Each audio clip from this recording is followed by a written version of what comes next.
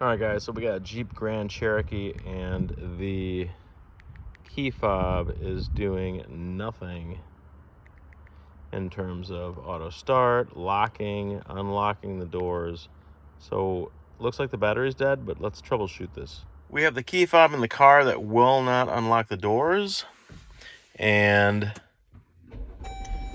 all right, the car will start.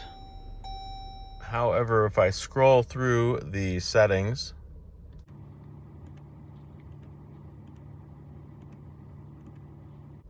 eventually it does tell me that the key fob battery is low. All right, so it looks like the problem is simply where you need a new battery in the key fob. So let's go do that. First thing we're gonna do is remove the key. Next, we're gonna use a large flathead screwdriver.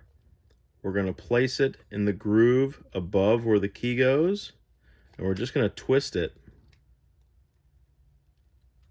so that we can open up this key fob. There's your battery. Now we're going to use a smaller flathead screwdriver, and we're just going to pop that battery out.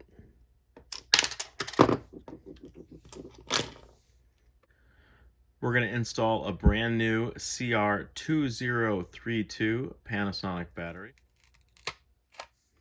You want to make sure to install the new battery the exact same way as the old one. And now you can close the key fob.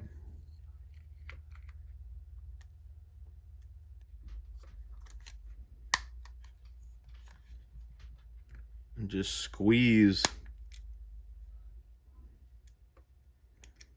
the key. Now reinsert the backup key.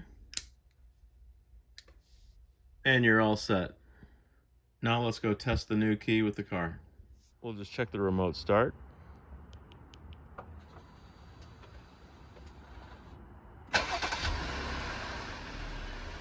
Key fob's now working.